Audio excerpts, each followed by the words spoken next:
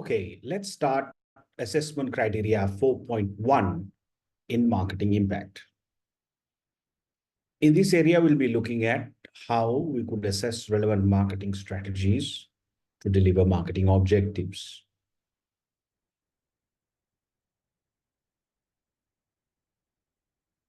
These are the indicative content under assessment criteria 4.1. We'll be looking at how you would go about setting marketing objectives. And marketing objectives must be smart objectives. What do you mean by smart objectives? That means specific, measurable, achievable, reliable or realistic, and time-bound. That is what we call smart objectives in marketing. We have covered this area in detail, but we will be touching on this again to use the 4 bases of segmentation: geographic, demographic, psychographic, and behavioral segmentation. We will then go into 4 other areas: brand positioning, which we also covered in the STP area, segmenting, targeting, and positioning. The ANSOS matrix strategic options were covered in chapter 1. So it is here again, we will look at that under marketing strategies. ANSOS matrix has 4 strategic options. And something new we are going to look at is the SOSTAC planning framework, the marketing planning framework called SOSTAC by P.R. Smith. And then we are going to look at the BCG matrix, how to analyze your product portfolio using the BCG matrix. So let's get started. Now, objectives, when we are trying to quantify something in marketing, when we do a marketing plan, we have to always set goals and objectives. That is what you end up achieving, objectives. So what are your objectives? Now, usually marketing objectives will come after financial objectives. So in your marketing plan, usually you'll have financial objectives, because financial objectives specify the quantified numerical shareholder related objectives that you will want to achieve in terms of profitability, in terms of profits, ratios like earnings per share, return to shareholders, right, and income. So these are all financial objectives.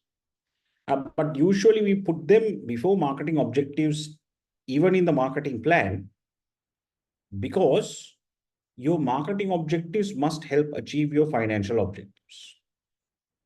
So here you can see 4 marketing objectives. How can you increase your brand awareness by 25% by the end of, and you can give it a time period, 2025 or whatever. How do you increase advertising, and how do you increase a product? In this case, it's a bank, so remittances within the next 3 years. So you can see all these objectives are time bound. Don't worry about the time frame, but they're time bound. They're quantified.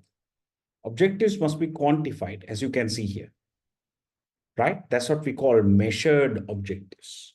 All objectives must be time bound and quantified. So you can see increasing branch uniformity, again, time bound and quantified. Increasing service quality, again, time bound, and you can see it is quantified. So you would have about 5 to 6 financial objectives, about 5 to 6 marketing objectives when you're doing a marketing plan. What are the goals and objectives? And they can be expressed in different terms. You can have brand related objectives, under marketing objectives, service related objectives, market share is another very important objective. What is the percentage of market share you're going to achieve? Then revenue, sales are some other objectives you can achieve.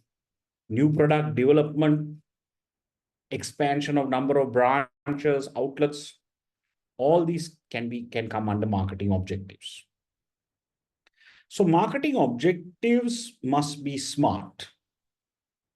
That's an abbreviation that we use here to explain that marketing objectives must be specific. It should not be vague or expressed in general terms. Now, you can see during an election, some politicians give vague objectives, vague promises. They say, we will increase the wages. And that's a very vague objective. It's not specific, it's general, right? When you say you are increasing the sales of the public sector staff who are employed in public sector companies, you must explain how you are going to do it, what you're going to do, time bound, by how much are you going to increase it. So objective must be specific. You can't just say we are going to increase it. By how much? By when?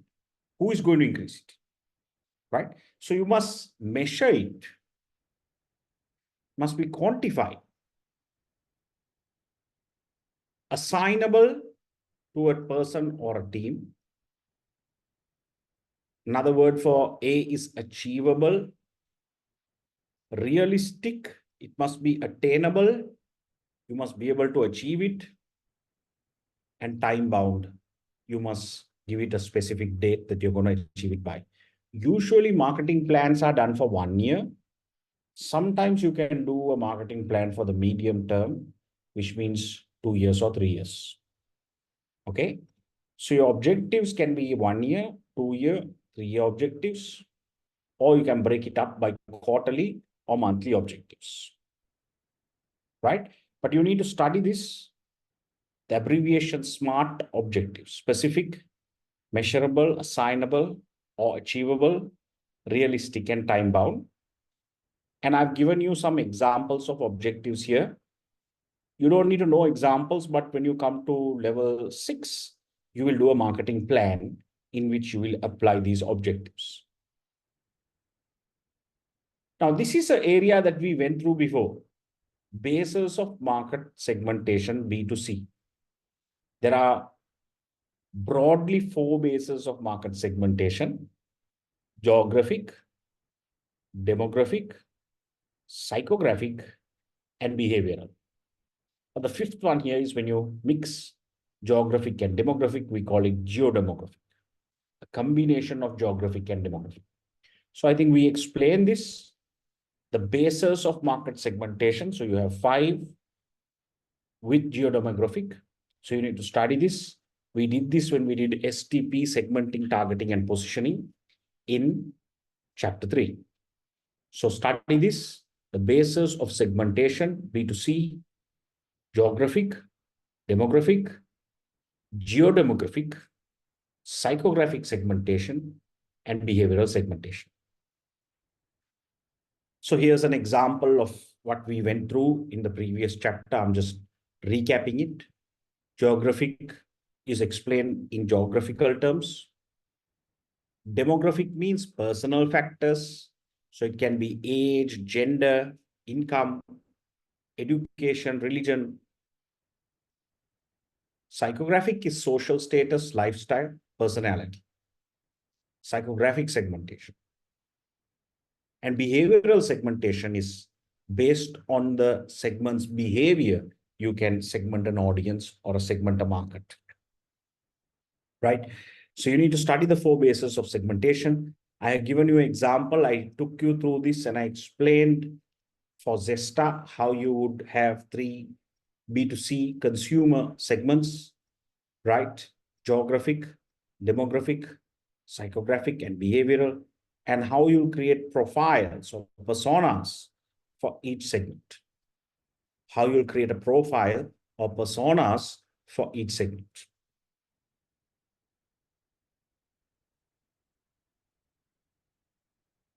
We also looked at this when we looked at STP, segmenting, targeting, and positioning.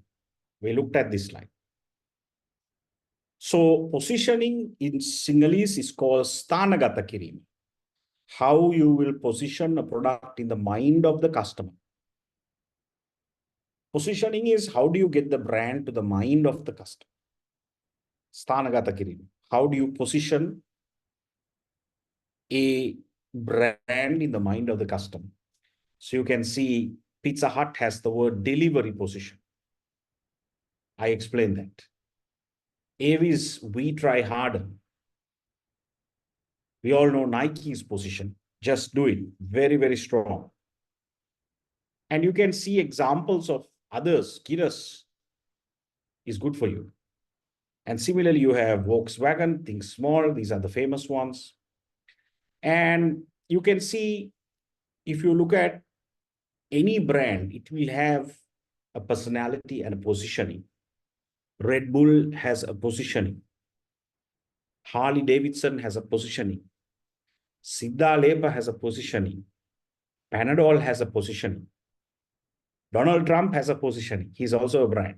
So every brand have a positioning, but the positioning can be positive as well as negative. There can be some negative factors which we understood via perceptual mapping, right? When we did STP, segmenting, targeting, and positioning. Then in the first chapter, we looked at 4 strategic options using the Ansof's matrix. We looked at 4 strategic options. So I can recap this. Market penetration strategy is one strategy that we use in marketing. Product development, market development, and diversification, right? I gave you many examples to explain this when we did it. You can look at the first class. So market penetration is when you stay in the same products with the same markets. What would you do to increase your sales? Same products in the same market, market penetration. Market penetration is that. Then product development is new product development. You go into new products, but you stay in the same market. Market development is you go into new markets with the same products. Market development strategies. So there are some strategies here that I've given you in chapter 1. We did this theory in detail. And diversification is when you take new products into new markets. New products into new markets. That is diversification. That is diversification.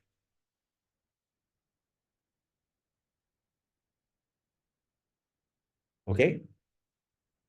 Right? So the 4 strategic options in Ansof's matrix, you need to study them. You might get some questions around it. Please study the 4 strategic options in the Ansof's matrix. In terms of definitions, you have it here as well.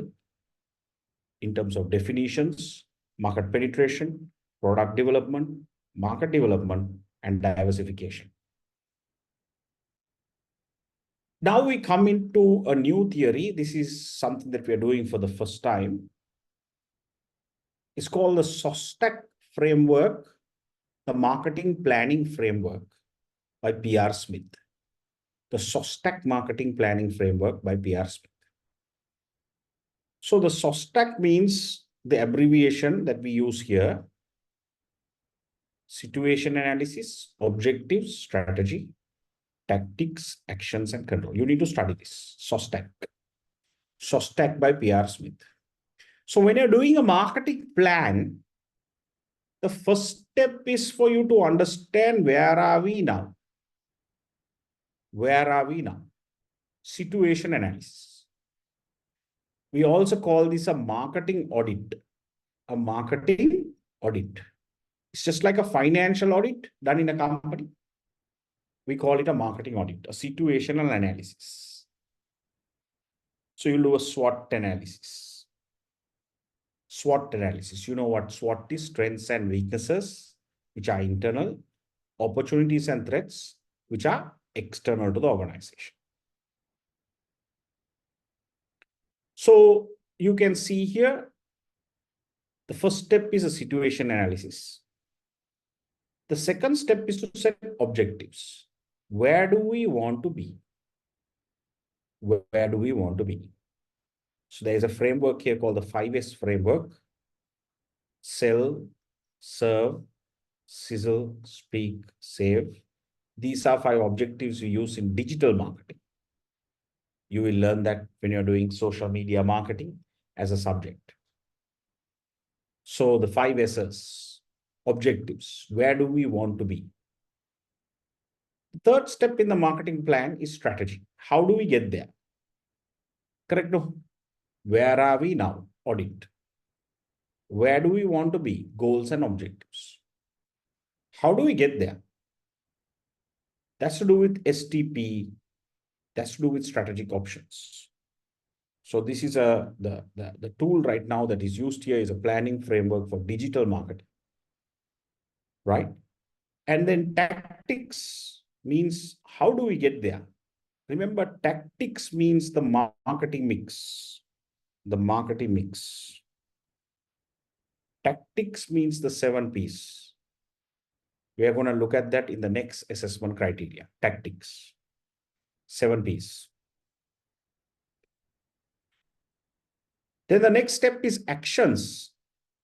The details. Here you look at budgets,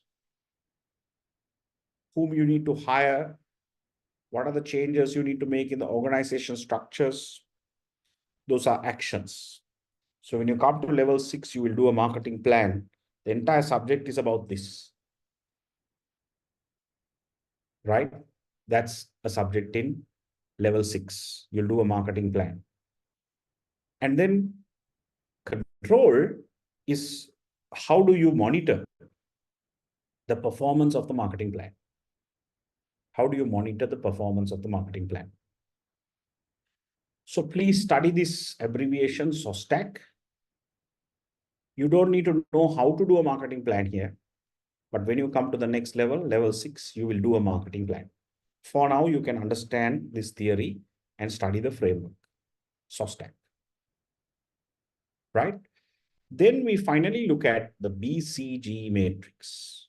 What is BCG? BCG stands for Boston Consultancy Group. BCG stands for Boston Consultancy Group. BCG matrix. So the BCG matrix, BCG is one of the world's largest consultancy, management consultancy companies. So BCG matrix, I've also worked with them. They're an amazing company. They came up with this BCG matrix, right? And here they have 4 quadrants: stars, cash cows, question marks, dogs. Now, this theory is used to analyze a product portfolio. BCG matrix is used to analyze a product portfolio. What do you mean by that? Now, let's take Unilever, guys. Unilever. If you take Unilever, Unilever will have so many products. So Unilever will have so many products. I'll explain that, right? But before that, I need to tell you these 2 factors, market growth rate and relative market share. What does it mean? You see, when we do business, we understand market share. Market share. What do you mean by market share? What is the company's market share percentage? So you can have so many players in the market, so many players in the market, so many players like this in the market. What is your company's market share percentage? The pie, market share percentage. It's like a pizza. Okay. What is your market share percentage? That is market share. Market growth rate means the year-on-year growth rate. Every year, every year, the market will grow. We call it the YOY, year-on-year growth rate. Year-on-year growth rate. And then you have the market share, right? So when we look at the BCG, we don't only look at market share. We look at market growth rate. How is the market growing year on year? And the related market share. The related market share that you will have in terms of growth, right? How are you growing? The related market share. So that is something that we look at. Two factors we look at here: market growth rate and relative market share. I hope it's clear, right? So now let's take a company like Unilever. Unilever may have about 100 products. I don't know. Unilever Sri Lanka may have about 100 products, right?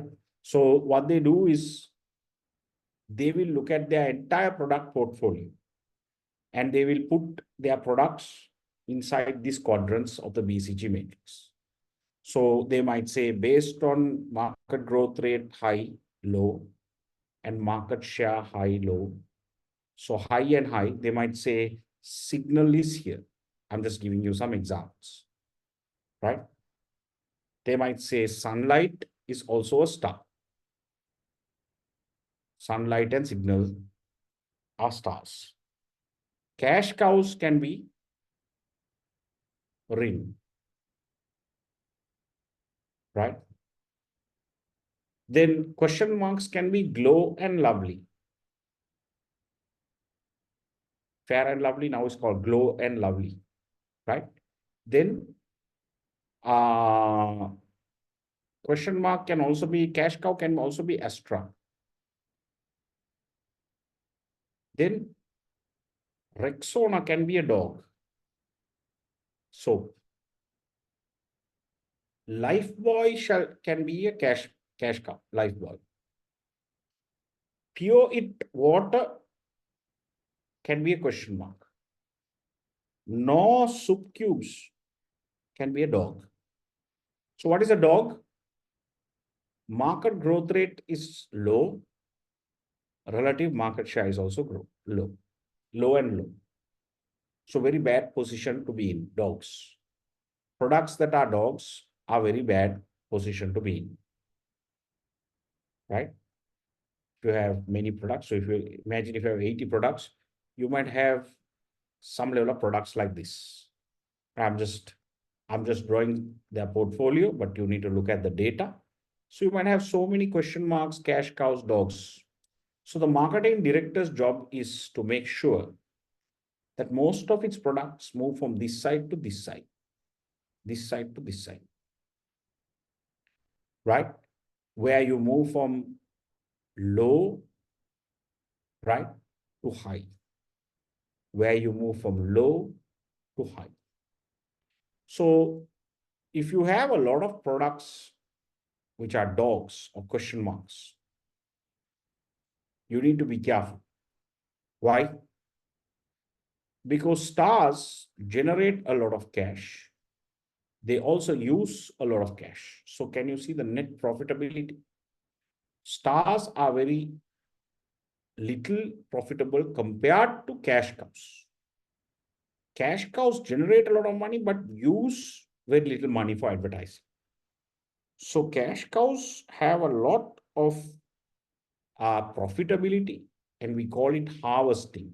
You need to milk the cow, harvest the cow, because it's profitable. Stars are also good, high and high, but you need to keep investing in stars. Profitability is lesser compared to cash cows. But can you see the question marks? You need to withdraw the question marks really fast. Why? Cash generated is low. Cash used is very high. You need to withdraw it. Loss making. Dogs, cash generated is low. Cash used is low. Net effect is nothing. Sell it. Sell it because you can still sell it. Sell this product. Sell this brand. Divesting. Divesting is called selling. So you sell it. And dogs you can sell fast before they turn into question marks. Question marks are loss making. Products that are in the R&D phase are loss making as well because there's no income. Still not launched. So you need to keep investing. So you can see it is very clear that cash cows are very profitable.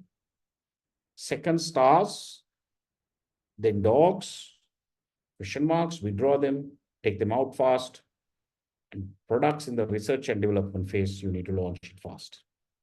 So these are the strategic implications of the 4 strategic options for cash cows, stars, question marks, also called problem child, and dogs. So I hope it's clear. Please study the BCG matrix. You can read the note I have in my book as well. And if you have any questions, you can always contact me. But the BCG matrix, you need to study the 4 options: stars, cash cows, question marks, and dogs. All right. So with that, we finish the assessment criteria 4.1. We conclude the assessment criteria for 4.1.